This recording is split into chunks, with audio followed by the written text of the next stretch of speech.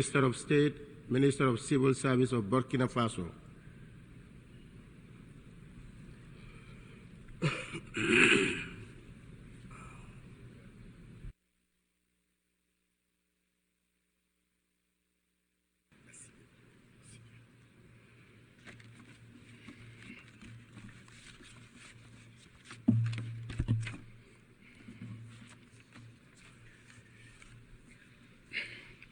Excellence.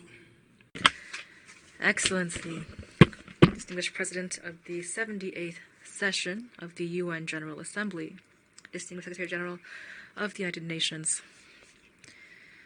distinguished participants, on behalf of His Excellency Captain Ibrahim Traore, President of the Transition Head of State, I convey to you the warm greetings of the people and government of Burkina Faso. On behalf of the Burkinabe people, I pay a humble tribute to the memory of those great world leaders who embodied the hopes and dreams for a just and equitable world through their commitment, determination, and sacrifice.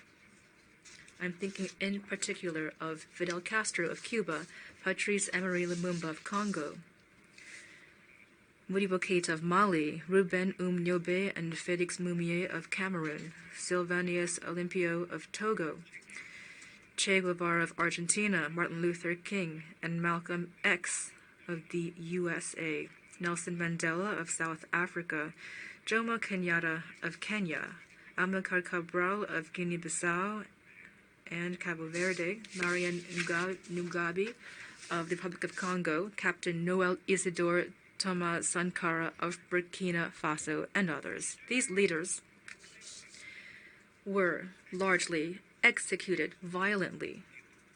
Others were assassinated. They died in prisons or from poisoning. Their only crime in each case was embodying the dreams, ambitions, and hopes of the peoples that have been killed, raped, trampled, and pillaged. Mr. President, my presence at this august podium before the UN on behalf of Burkina Faso, country of upstanding men, is not to beat my breast in lamentation, and I am not here either to make a flowery speech. I was sent here to tell you that the lies of states, diplomatic hypocrisy, the thirst for power, the frenetic quest for profit, the diabolical spirit of domination and exploitation of man by man, these are the true wounds that poison our coexistence and drive all societies toward perdition, including our organization, the UN.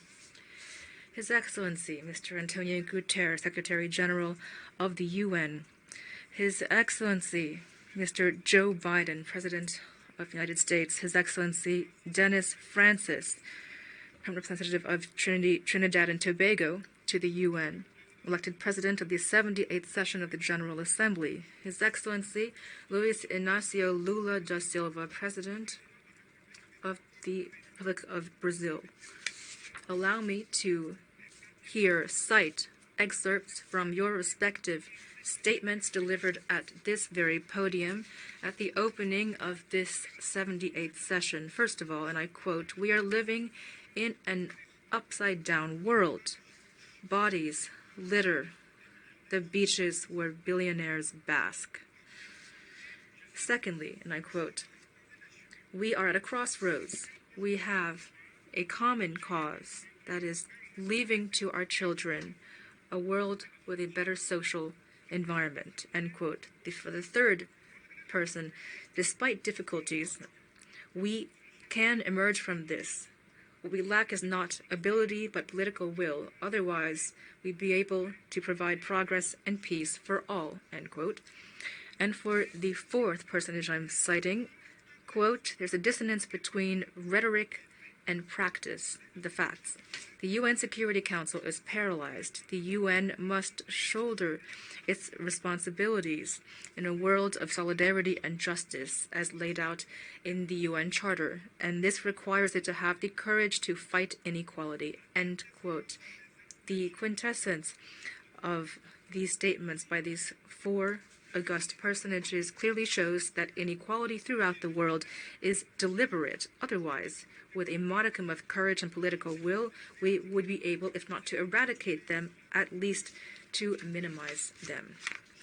Indeed, every year we hear so many speeches as well as promises and commitments, but the proof of dissonance between rhetoric and facts on these issues relating to principles in the UN Charter, including justice, equality, dignity, integrity, self-determination, the sovereignty of states, the inviolability of territory, and respect for international law.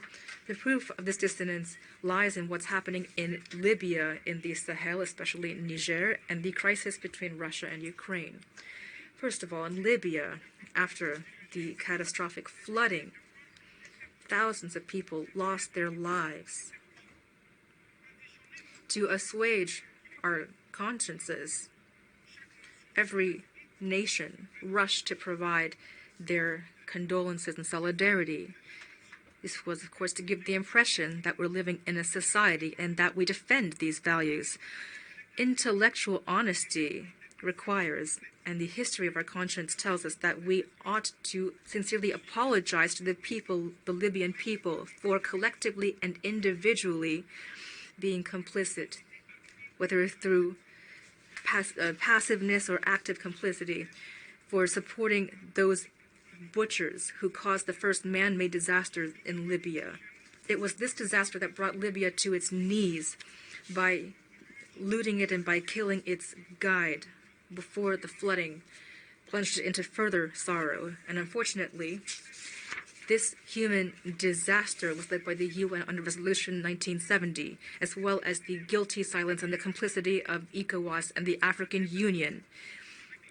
This macabre intervention, with Nicolas Sarkozy's France spearheading the effort, killed the Libyan guide Colonel Muammar Gaddafi on October 20, 2011. If our condolences to the Libyan people had the slightest bit of common sense and were not hypocritical, then this murderous diplomacy would never have taken place. And now Niger is en route to becoming a second Libya.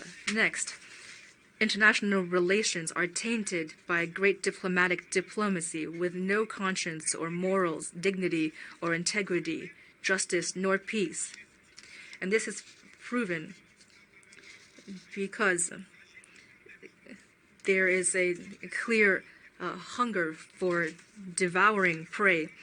Today, we unfortunately must see that, contrary to the good faith statements made at this UN podium, which call for respect for the UN Charter and international law, leaders representing the people of Niger, this brotherly people, were essentially forbidden from accessing the UN headquarters. Burkina Faso strongly condemns this underhanded maneuver, which seems to belong to the practices of the past. And this can only be explained by a loss of essential values needed for any harmonious life in society. The UN should never be used as an instrument in the hands of any country. Pan-Africanist leaders who fought for African unity, our grandparents who fell in dignity, shot by the colonialists, these great sons of Africa who sacrificed themselves for the honor of their continent, who fought fiercely against the slave trade and neocolonialism. All of them have had their eternal rest disturbed when they heard that a handful of exiles, African exiles, are holding Niger hostage.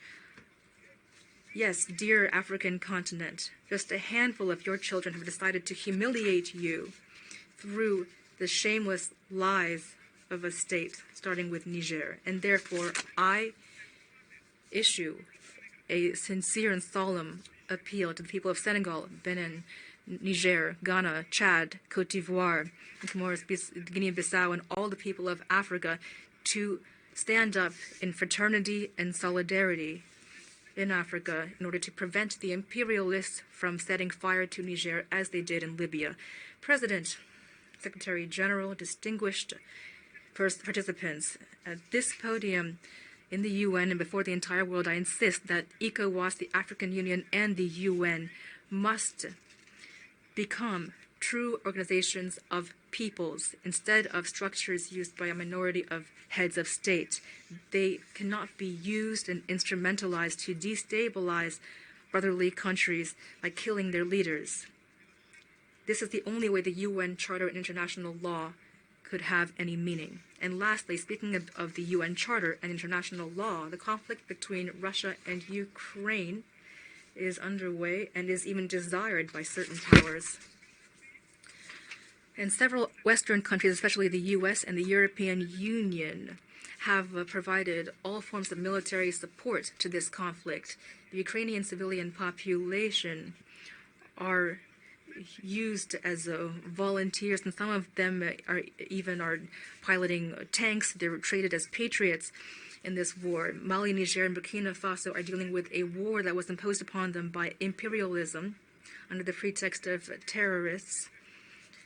And these are sowing terror and destruction, despite the UN Charter, with its principles of equality, justice, on one hand, and on the other hand, international law, which has been often cited here at the UN. There is a massive chasm in the treatment of these different issues. For example, take Burkina Faso. Civilian populations are dealing with lethal incursions, monstrous attacks by terrorists, and they've decided to mobilize alongside the defense and security forces. These populations have been trained by the FDS, and they are called volunteers for the defense of the homeland. In Burkina Faso, we have 58,000 such volunteers, of which 42,000 are communal volunteers and 16,000 are national volunteers, and they are fighting alongside the defense and security forces, the FDS, and they were trained and are guided by them. They only act under the orders and the oversight of the FDS in accordance with regulations to protect their lives and their property. These are the patriots that certain heads of state of ECOWAS and the African Union, exploited by capitalist imperialist forces, are trying to describe to the international community as militias, and that is the shameless state-sponsored lie. Mr. President, if the international community were honest and sincere in its commitment to fight terrorism, it would have no problem with civilian populations training themselves to defend themselves. There is a clear lack of honesty in the international community. Here are a few examples. First of all, when Mali, Burkina Faso, Niger, and other countries organized along their common borders by pooling their forces to combat terrorism, France came out of nowhere to impose its instrument, that is G5 Sahel. Today, ECOWAS suddenly has established an intervention force to reestablish democracies. It announced a contribution of $2 billion. But from the creation of this G5 Sahel until its dissolution, ECOWAS was only able to allocate $25 million. So